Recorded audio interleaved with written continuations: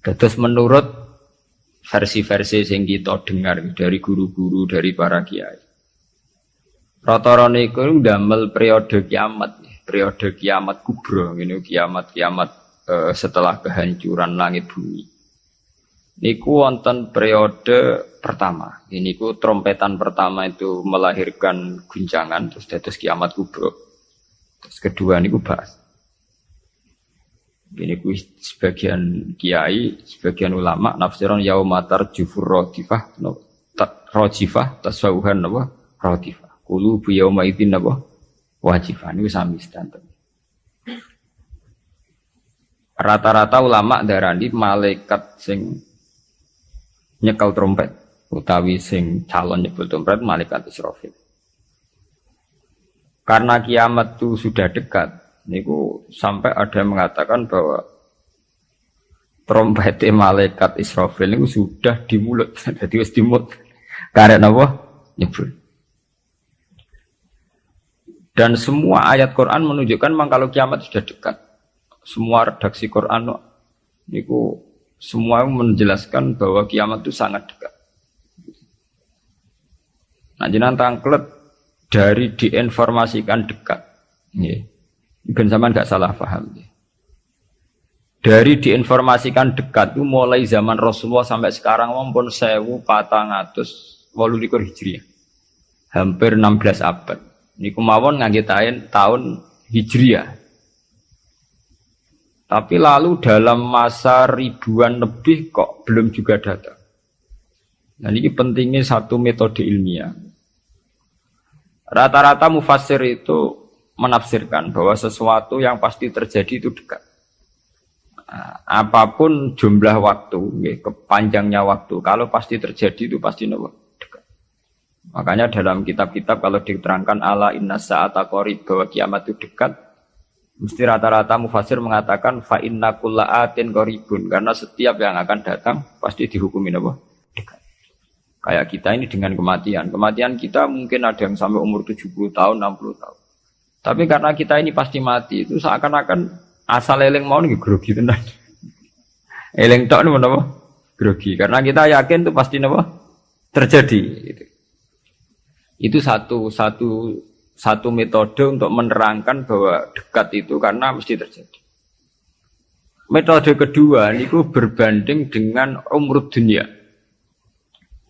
Umur dunia wingi kula maca teng Kompas, versi Kompas itu sekitar 3 miliar berapa dari bumi diciptakan sampai sekarang, kalau versi ilmuwan itu sekitar 3 miliar berapa. Nggih to nggih, dinosaurus mawon sekian ratus juta. Artinya kalau betul dengan hitung-hitungan itu misalnya kiamat itu 1 miliar lagi ya dekat, karena berbanding dengan masa lalu yang pun lebih 3 miliar gitu kan. Nah, kalau setuju metode ketiga.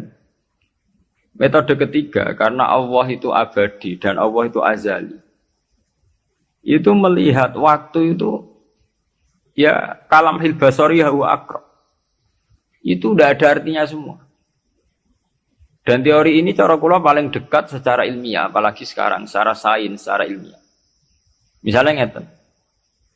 Cara semut kon mecah nondok, itu pikirannya kok bisa mecah nondok itu nak bar grogoti 2 wulan lagi sono apa? Pecah. Nak sing mbok kongkon semut. Tapi kanggo sampean, tak gites langsung napa? Pecah, ambil. Artinya manusia itu enggak lepas dari ruangan. Artinya satu analisis yang dibatasi oleh keterbatasan manusia. Wong bumi kok ngene kok hancur ngenteni global warming, ngenteni pemanasan global, ngenteni macam-macam, nak cairan Afrika meleleh, nak sistem bumi tata surya sudah hancur, sistem galaksi sudah. Iku acara manusa. Jadi dengan segala ilmiahnya manusa bayangno kiamat tentu nunggu global warming, nunggu tata surya sing rusak galaksi. Padha cara semut kon mecah nondok. Iku kira-kira pikirane tak mulai ke pojok endi sing paling lemah, endi sing cara sampean kites mulai kon diwe ya pecah.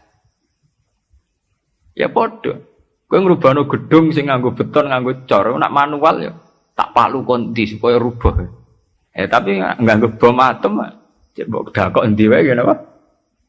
Hancur ya. Artinya ketika yang ngendikan itu dekat atau mudah itu Allah, memang nggak ada masalah. Allah mau bilang kiamat itu dekat atau mudah ya memang inna dzalika 'ala Allahi yasir. Makanya Allah itu sering berkali-kali kalau cerita kiamat, cerita hal mukhal mesti ditutup inna dzalika 'ala Allahi yasir. Wa kana dzalika 'ala Allahi yasir. Itu mudah bagi Allah, itu mudah bagi Allah. Ya karena bagi Allah ya tidak mudah, bagi selain Allah tentu tidak mudah. Lah anak ngono kan pun klub ya memang enggak masalah kan. Allah cerita parek cek gampang urus-urusane pangeran, kita ora usah melok meh. Pangeran nak metu mokonge nek ngendikan la yusalu amma yafalu wa hum yusalu. Bentone manusa wae sering analisis pangeran mbek teorine manusa. Ya mesti ora sambung wong Allah iku azali dianalisis mbek sesuatu sing hadis sing sekarang, sing profan, sing rusak. Makanya para pencari Tuhan yang murni dengan rasional tentu tidak akan ketemu karena dia akan mengkiaskan barang-barang hadis untuk meneliti barang-barang azal. Ini wow, contoh paling gampang nih wow. Bahwa manusia itu cara berpikir itu pun mesti dibatasi dengan ruang dan waktu. Padahal pangeran, bukan butuh ruang, bukan butuh apa waktu. Ini gue mau apa? Ya contoh termudah itu. Contoh termudah, jika kita nganggap kiamat, itu tentu dengan teori rasional kita akan bicara tentang bumi tua sekian tahun lagi. Sistem galaksi itu per tahun bergeser sekian. Kayak laut itu ngalami rob itu setiap tahun itu sekian senti. Kalau sekian senti kali sekian ratus tahun, berarti begini. Pemanasan global ya gitu, kalau kena emisi karbon sekian tahun sekian, berarti sekian ratus tahun kemudian sudah begini kan bisa dihitung secara sains. Tapi itu kan hitung-hitungannya manusia. Tapi kan beberapa kali sejarah membuktikan itu keliru. Kelirunya ya karena kemungkinannya itu dua. Satu bahwa itu tidak diciptakan efek yang melawan. Nomor dua bahwa kejadiannya itu tidak mesti seperti itu. Ya contohnya. Ketika dulu wong nak nandur gabah nganti 8 bulan, nanti 6 bulan, terakhir 6 bulan. Itu orang mikir dihitung, dulu sering krisis pangan dihitung, nak wong jumlahnya tambah terus. Nah, terus gabah panennya 6 bulan iso kelamparan. Dalam penemuan ilmiah sing iso 3 bulan. Sehingga zaman manusia sithik sering telat beras, sampai wong mangan jagung bekatut. Saiki wong pirang-pirang ora tau telat napa? Beras. Padahal pakar-pakar pangan sempat grogi, jangan-jangan karena jumlah uang akeh telat apa? Berat. Masalah tempat nggih ngoten. Wong jumlah akeh tanah ra tambah sampeyan do manggon. Tapi manusia lewat modernnya itu iso nggawe omah tingkat omah susun. Wong modern ana sing diwajah lah manggon memaras pemanggon. Artinya manusia dengan segala kekhawatiran terhadap fenomena alam yang mesti terjadi juga banyak manusia yang mengantisipasi itu lewat penemuan ilmiah juga. Itu ya rawan klop itu, rawan apa? Klop. Artinya semua teorinya manusia itu mau berbicara tentang sebab akibat dan itu bisa diantisipasi terus. Bisa diantisipasi terus. Ya, makanya istilah Quran nak ngenyak manusia niku. Walakin aksarahum la ya'lamun ya'lamuna dhahiran minal hayatid dunya. Paling banter manusia itu mau ya'lamuna dhahiran minal hayatid dunya. Yang diketahui itu hanya kulitnya saja, lahirnya saja. Gampangannya dokter meriksa, saiki lara pemah mergo mangane ra tertib. Ya kan secara profesional dia pakai standar objektif kalau makannya tidak tertib itu lahir mah. Sekarang ini namanya mah. Tapi bagi keluarga itu mungkin tertib piye? Tertib butuh ekonomi tertib, penghasilan tertib kan. Tentu itu enggak dianggap masalah mah, masalah ekonomi. Orang dianggap masalah mah, tapi dianggap masalah apa? Ekonomi. Nah nanti bagi yang lain sing ahli saraf, ahli apa itu tidak murni dianggap masalah mah atau masalah telat makan, lebih ke psikologis. Bahwa saraf itu punya ketahanan sekian. Kalau secara psikologi tertekan, maka tingkat ketahanan pada penyakit hanya sekian. Jadi awal-awalnya karena pikiran saking sering kacau nih. Karena sering telat lah, nak kondisi sarafnya itu, kondisi psikologinya itu stabil. Itu tingkat imunitas, tingkat kekebalan terhadap penyakit juga sekian. Artinya tidak pati riskan, nggak pati rawan kena apa? Penyakit. Itu kan sudah 3 versi. Ya sama nanti kejadiannya kiamat ya begitu. Macam-macam. Nah, tapi yang jelas kata para ulama-ulama itu, terutama ulama-ulama sing ahli hakikat, kiamat itu apapun gambarannya yang digambarkan ulama itu hanya gambaran-gambaran betapa sesuatu yang kita hinggapi sekarang, kita singgahi sekarang itu fanin, akan rusak. Kullu man 'alaiha fani wa yabqa wajhu rabbika dzul jalali wal ikram, bahwa semuanya itu akan rusak musnah. Karena apa? Bagi yang nglakoni, sing nglakoni untuk hancur walang-walang ora usah ngenteni kiamat kubra. Kowe nek semua atek ning jero kuburan balunge wis walang-walang, wis dadi pestane cacing dan sebagainya. Makanya ulama-ulama ngendikan, kowe ora usah bakas kiamat. Kiamat ku jek enak. Nah gitu bunga-bunga wong akeh kancane napa? Akeh. Kiamat tem dhewe rak mati dhewean. Wong padha. Malah luwih ngeri kiamat pribadi. Nggih sami to nggih. Wong kena longsore tanah. Nak cara sing dahsyat iku kaya nak bumi rubuh utawa bumi hancur sawangane dahsyat. Tapi bagi sing lakoni sami mawon. Sampeyan jajal lah wis tak pendem dhewean. Bae biasa-biasa ae cara sampean tetep bagi sing dipendem tetep ora biasa lho. Tetep peristiwa besar. Sampean dipendem tiang. Cara sing mendem ya biasa ae, pancen wong duwe nyawa dipendem ya mati, tapi kanggo sing dipendem ya kejet-kejet tenan ya lara tenan. Artinya untuk menjadi kiamat itu udah harus nunggu kiamat kubro. Semua yang dialami oleh manusia, tragedi-tragedi itu tentu akan menjadi peristiwa besar, maha besar. Balik kayak kelaparan yang mlebu ning TV ngenteni busung luapar, wong Irian Jaya, wong Afrika, wong macam-macam. Tapi kangge individu yang hari itu sedang lapar ya ngeri tenan lah diberitakno lah ya wis ngeri. Wong karena dia benar-benar ngalamin apa? Kelaparan. Nah, makanya ketika ulama-ulama ilmu hakikat itu lau asyraqa laka nurul yakin la ra'aital akhirata aqraba ilaika min antar tahila ilaiha. Andaikan kamu imannya benar, itu tentu melihat akhirat itu sekarang, tidak usah nunggu nanti. Lau asyraqa laka nurul yakin la ra'aital akhirata aqraba ilaika min antar tahila ilaiha.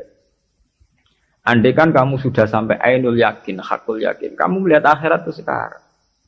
Tidak usah nanti-nanti nunggu mati atau nunggu ono ba'at, nunggu swarga napa neraka. Kenapa? Ya itu tadi. Bagi orang yang khosyahnya tinggi, orang-orang yang pada kelas idza dzikra wa wajilat, akhirat itu sekarang. Sampai nanti ya akhirat, besok ya akhirat lagi, hari ketiga ya akhirat lagi. Sampai kita mati ya akhirat lagi, sekarang pun akhirat lagi. Maksudnya gimana? Bahwa paling kita takuti saat mati adalah masuk surga sebagai simbol ridho Allah dan masuk neraka sebagai simbol suhtuh. Dan bagi orang yang sangat takwa, itu takut ya dimulai dari sekarang. Setiap detik kita takut jangan-jangan kita tidak dalam ridho Allah. Setiap detik kita takut jangan-jangan kita sedang dalam suhtuh. Nah, ketakutan-ketakutan ini tentu menjadi kita sudah benar-benar kayak di akhirat. Artinya untuk trauma tentang neraka, untuk menikmati surga itu ya dimulai benar-benar sekarang. Artinya ning swarga sing tak golek ya ridane Allah. Ning neraka sing tak wedeni ya suhtuh. Sekarang juga kita juga begitu. Sekarang juga kita sing paling wedi ya mbek suhtuh. Sing paling seneng ya mbek ridho. Nana akhirat ngenteni mati ya akhirat yang bentuk. Ya akhirate kowe-kowe iku wedi pangeran ngenteni mati, nggo ning kuburan dhewean. Go ditangisi mudin ki saiki dhewean ning kuburan. Ora ana dulur, ora ana sanak. Lah apa zaman ning donya akeh wong terus bahagia, ana dulur malah tukaran. Ana bojo malah ge. Saiki kowe lara ning kuburan dhewean ra ana anak, mana ana anak geger malah mbek anak. Ya mudin ya ilmiah. Apa? Mudin itu bae menange dhewe nek nglakoni rutin. Kan apa nak dewean terus lara kan betul mesti itu. Ada kok anak bojo zaman ning donya malah kadang anak bojo masalah tenan. Itu artinya apa? Itu tadi. Kiamat itu ada, ba'ats itu ada. Kita nanti mati, nanti kita dihisab. Tapi seorang mukmin sejati tentu tidak akan menunggu hisab itu datang nanti. Mulai sekarang itu takut hisab. Makanya sampai Rasulullah ngendikan hasibu anfusakum qabla an tuhasabu. Kowe iku ngitung awakmu yo saiki, ngrasa awakmu mbok evaluasi terus, mbok hisab terus. Ya Allah, hari ini saya melakukan amal baik berapa, amal jelek saya berapa. Qabla an tuhasabu, sebelum benar-benar hisab itu nanti nyata. Audit dari Tuhan nanti belum. Makanya Rasulullah itu nganggap kiamat itu biasa mawon, sesuatu yang kecil yang biasa. Mati oleh Rasulullah dianggap biasa. Karena bagi orang yang takwa, tentu dalam hidup itu sendiri yang diperjuangkan. Gimana setiap detik, setiap hari ada evaluasi. Saya ini sedang dalam ridha Allah atau dalam suhtullah. Nah, orang yang sudah begini ini yang masuk innamal mu'minuna alladzina idza dzukira wa wajilat. Nah, aku ya ora wajilatem bayangno. Waduh, ketemu Allah ning kiamat amalku elek tok sok ben piye. Lah apa saiki ra ketemu pangeran jen giendo. Ketemu pangeran ngenteni kiamat. Iku jenenge kalah innahum ar-rabbihim yawma idzil lamajubun. Jen bekicap uripe ubek napa? Jogeman utek ngene utek elek. Jogeman urip. Duh koyo apa menang ning akhirat gak sewangu, mau ketemu pangeran. Wedi ngono ora usah ngentek esuk mpe. Ya saiki detik ini juga. Paham? Nah, sampean taklek. Niku rak makom sing dhuwur. Ora makom dhuwur-dhuwuran, jen aturane kudu ngono. Iki aturan, ora senengane kok makom-makoman. NU nek kon nggih makom. Lho pancen begitu. Standar seorang mukmin, innamal mukminun standare idza dzikirallah wajilat qulubuhum. Ora ana innamal mukminuna sing papan atas terus papan menengah napa? Papan bawah. Nah, sing terkenal wali dari makom dhuwur, nak wong am makom ndek. Wis suwe nak wali dhuwur wong am ndek, tapi iku kewajiban. Subhanallah wa bihamdihi adada khalqihi wa ridha nafsihi wa zinata 'arsyihi wa kalimatihi. Subhanallah wa bihamdihi adada khalqihi wa ridha nafsihi wa zinata 'arsyihi wa kalimatihi. Subhanallah wa bihamdihi adada khalqihi wa ridha nafsihi wa zinata 'arsyihi wa kalimatihi.